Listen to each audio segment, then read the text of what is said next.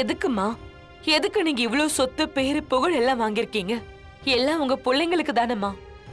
தப்பு செஞ்ச பிள்ளைய ஒதுக்கி வைக்கிறது பரவாயில்ல.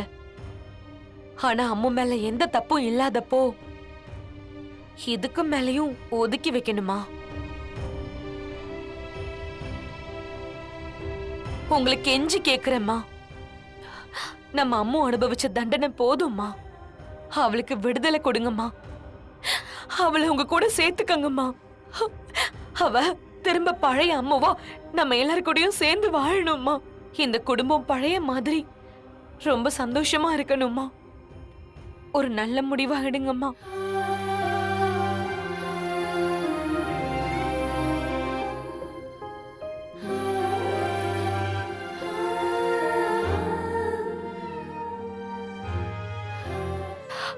ஒரே ஒரு ஒரு நிமிஷம், ஒரே நிமிஷம் அவங்க தரப்பு நியாயத்தை கேட்கலாமா?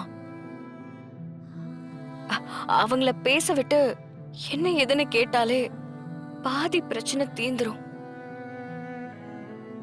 ஏன்னா இந்த மாதிரி பிரிஞ்ச பல குடும்பத்துல வில்லனா இருக்கிறது மனுஷனோட சூழல் மட்டும்தாம்மா.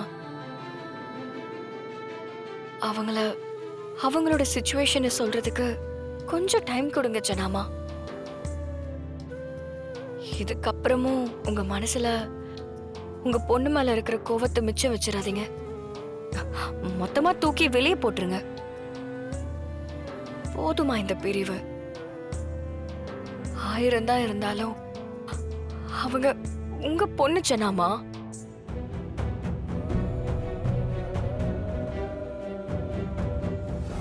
உங்க மேல சத்தியமா சொல்றேன், நான் பெத்த பிள்ளைங்க மேல சத்தியமா சொல்றேன், அண்ணனுக்கு எங்களால எந்த ஆபத்தும் வரலமா.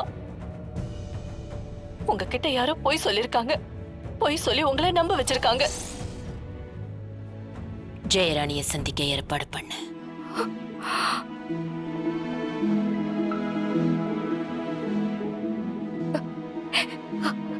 ஜனமா,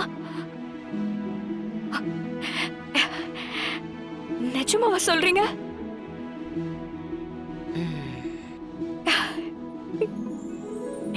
மா, நான் இப்பவே போய் அவங்க கிட்ட சொல்றேன்.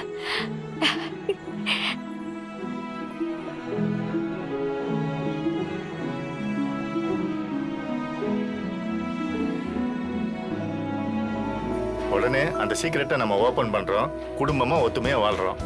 எப்படி? இதெல்லாம் நடக்குமா மாமா? கண்டிப்பா நடக்கும் தாங்க. நீ வேணா பாரு. அந்த மீட்டிங் முடிஞ்ச உடனே 2 பேரும் ஜோடியா வீட்டுக்கு வருவாங்க. நீ ஒண்ணு பண்ணு. வேணாம் வேணாம், வீட்டுல மத்தவங்கிட்ட சொன்னா அது சரியா வராது. தமிழ், நீயே போய் பூஜை ரூம்ல ஆரத்தி ரெடி பண்ணி எடுத்து வை. 2 பேரும் ஜோடியா வரும்போது ஆரத்தி எடுக்கணும். சரிங்க மாமா. அப்புறம் உங்ககிட்ட ஒண்ணு கேட்கணும்னு நினைச்சேன்.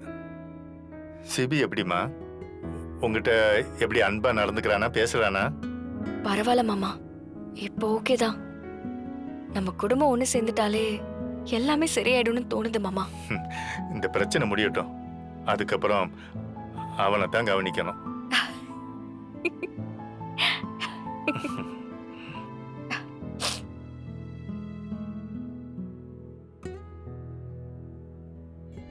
மா, எனக்காக என் அண்ணன் எவ்வளவு கஷ்டப்பட்டுட்டு இருக்குன்னு எனக்கு மட்டும் தான் தெரியும் தமிழ். என் அண்ணன் கைவிடாதுன்னு நான் ரொம்ப நம்பிக்கையா இருந்தேன். இன்னைக்கு அதை சாதிச்சு காட்டிடுச்சு. எனக்கு இது போதும் தமிழ், இது போதும். என் வாழ்க்கையில எல்லாத்தையுமே நான் ஜெயிச்ச மாதிரி இருக்கு.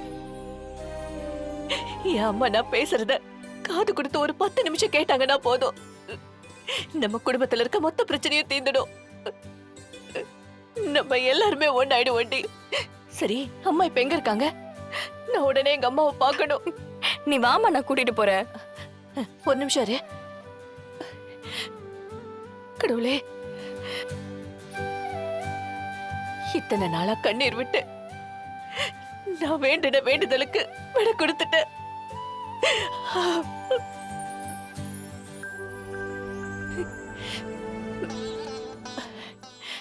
வா தமிழ், போலாம். வா வா வா.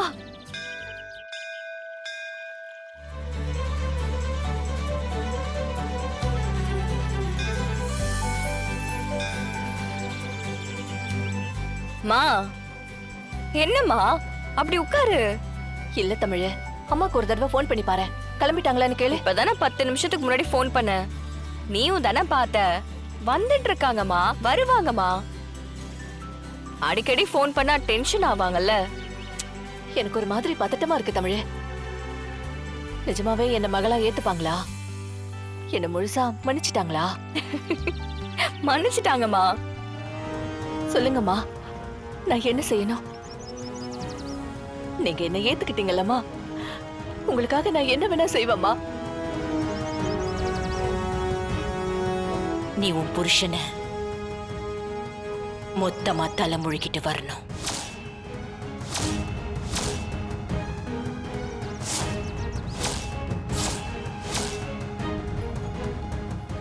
அம்மா, என்னம்மா சொல்றீங்க?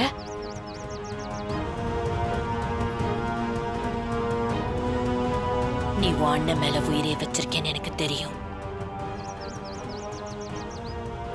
கண்டிப்பா நீ பிரகாஷோட ஆக்சிடென்ட்டுக்கு காரணமாகி இருக்க மாட்டேன். அதுல எனக்கு எந்த சந்தேகமும் இல்லை.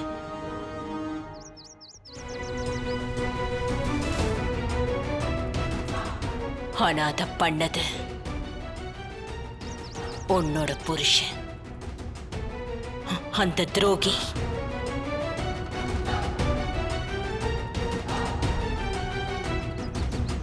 நீ அந்த துரோகியோட பொண்டாட்டியா இருக்கிற வரைக்கும் நீ என் பொண்ணா இருக்க முடியாது.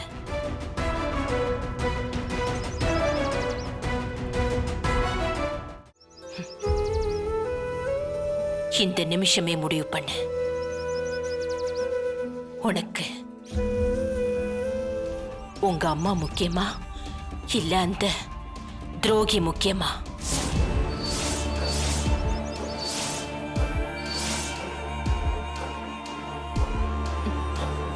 அம்மோ, வேண்டாம் வேண்டாம். தெரிஞ்சோ தெரியாமலையோ நீ அந்த ரத்தனத்தை விரும்பியிருந்தாலும், இத்தனை வருஷம் ரத்தனத்தோடு வாழ்ந்திருந்தாலும்,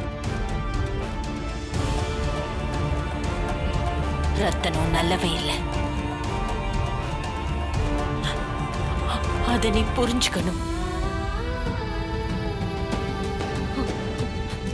புரிஞ்சுக்கோ.